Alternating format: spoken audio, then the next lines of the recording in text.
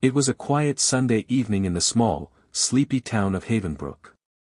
The type of town where everybody knew everybody, and secrets didn't stay hidden for long. People came to Havenbrook to escape the hustle and bustle of city life, to raise families in peace, and to rely on their neighbors. The heart of the town was its modest church, and at its helm was Pastor Elijah Carter, a man whose soothing sermons and kind demeanor made him a pillar of the community. They all looked up to him like their king, and indeed he had become a father to many in his church, a husband to the widows, a father to the homeless children, and a brother to the orphans. Pastor Elijah was a man they would call the real Son of God. But Pastor Carter was hiding something darker, something that would change the course of everything. Behind his gentle eyes and comforting voice, there was darkness, an abyss that none of his parishioners could have imagined, one that would ruin lives and beliefs for good. The twisted truth of his life had remained hidden for years until the very people he loved most would uncover it. Join Twisted True Crime Stories as we uncover some of the tragic and horrifying stories known to man, ones that will leave you in shock. All we do here is uncover dark stories that will leave you stunned. Going back to Pastor Elijah, who had been living a double life under the pretense of a pastor with dark forces. Pastor Carter had a beautiful family, his wife, Sarah, a soft-spoken medical doctor, a woman with a heart of gold and zeal to help others just like her husband, and their two children, Olivia and Mark. The family was well liked in the community. They hosted massive dinners, attended church events, and did all sorts of favors for the needy in the community, and they were always ready with a helping hand to help anyone in trouble. But things began to change in their home as a sense of unease began to settle in. As Pastor Elijah began developing some strange habits, his calm demeanor was slowly shattering to pieces. Sarah had always trusted her husband, believing every word he said, and every promise he made. But recently, she noticed something off. Elijah, though always busy, had become more withdrawn. He started to spend long hours locked in his study and started staying out late in the thick bushes with his hands always covered in blood whenever he returned, his once welcoming smile replaced by a cold, distracted gaze whenever he came back. Sarah confronted him on several occasions, but Elijah would knock it off, saying she was hallucinating. "You have nothing to worry, dear, I only went out to pray to the Lord," he would say, consoling Sarah like a child. But the next night, he would sneak out like a rat, and this became a norm, one Sarah could no longer tolerate. One night, Sarah couldn't sleep. She lay awake in bed, staring at the ceiling, when she heard strange noises coming from Elijah's study. It was a low, muttered chant and songs being sung in a strange language, one she couldn't make sense of. Her heart began to race as she considered whether she should go and ask what was happening. But no, she trusted her husband. And surely, Elijah would deny anything even if she was sure of what she heard. Her husband was too good when it came to persuasion. Doubt crept into her mind, and she quickly informed their daughter, Olivia, to keep a watch on her father. She feared for Elijah. Was he slowly losing himself, was the question she asked herself each night. Days passed, but the strange sounds continued. Olivia, Sarah's teenage daughter, was the first to notice her mother's fears. She noticed her father's behavior was becoming increasingly erratic. He had always been the stable anchor in their family, but now he seemed like a stranger, distant, agitated, and haunted by something they knew nothing about. One evening, Olivia and Sarah's curiosity got the better of them, but Olivia had to be the spy for the night. Pastor Elijah knew all the tactics of his wife but not his daughter. Olivia had seen her father leave the house in the middle of the night more than once, always under the cover of darkness. That night, she decided to follow him through the thick bushes, but was as silent as she could be. She crept through the darkened streets of Havenbrook, staying just out of sight, watching as her father walked toward the outskirts of town, towards an old, abandoned barn that had been left to rot for years. It was a place the townspeople had forgotten, a place most people avoided because it was once used as a place for torture, human sacrifices, and murder of some of the hardened criminals in Havenbrook. But Pastor Carter went there, night after night, like it was his second home. Olivia watched from behind the trees, her pulse racing, as her father entered the barn, a place that was condemned and believed to be the resting place of the devil. She waited, breath held, before creeping closer, determined to find out what her father was truly doing in such a place. The door to the barn creaked as she slowly opened it, stepping inside.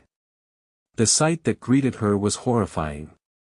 In the dim light, she saw her father, dressed in white robes, standing before an altar made of twisted branches and candles and the severed head of a goat in his left hand.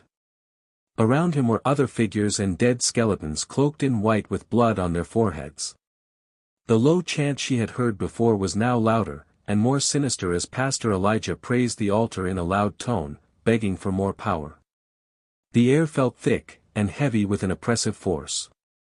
It was then she saw the symbols, ancient, cryptic, drawn in blood. The horrifying truth was undeniable.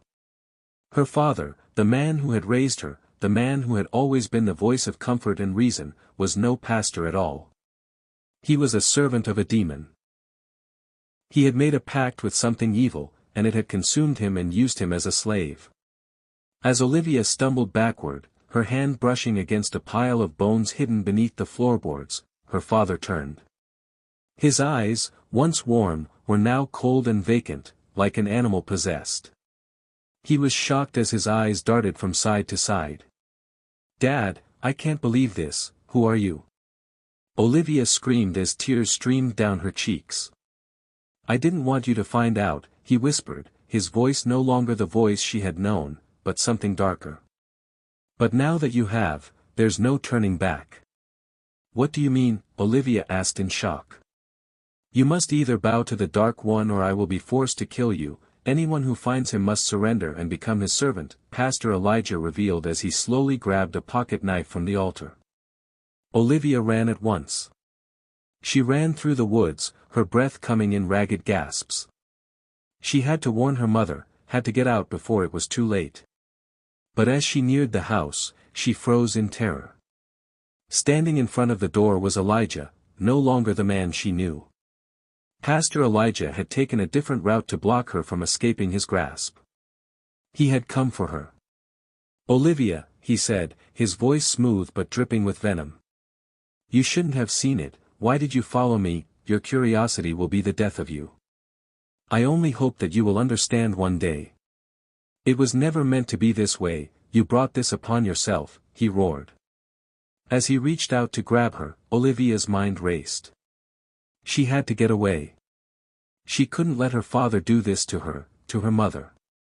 With a surge of adrenaline, she kicked him hard in the groin, damaging his testicles in one hit, running into the house, her heart pounding in her chest. Inside, she found her mother, Sarah, sitting in the kitchen. The warmth of the house, the comforting scent of dinner, all seemed so wrong now. "Mom, we need to leave, we need to go right now." Olivia screamed, but her mother only looked at her, her face pale and drawn. "Your father has been hiding something. I've known for weeks. He's not the man we thought he was. What did you see?" Before Olivia could respond, they heard a bang at the door. The moment froze in time. It was Elijah. His smile twisted into something cruel, something not human. "Get your brother now, run!" Sarah screamed. "You led her to this, Sarah, you just wouldn't mind your damn business. Now all I must do is the unthinkable," he said softly. "There's no escaping this. It's too late for you," slowly drawing a knife from the drawer. "Elijah, drop the knife and allow us to turn you into the police. You can still make this right. Don't let the devil ruin our family," Sarah cried with tears in her eyes, but Pastor Elijah was far gone as he dashed after her. Sarah tried to flee through the front door, and when Elijah grabbed her tight, she bit his hand, reaping his flesh like a wild animal. Elijah screamed in pain and agony but wasn't ready to let go as he strangled her and stabbed her multiple times before she finally fell dead on the wooden floor.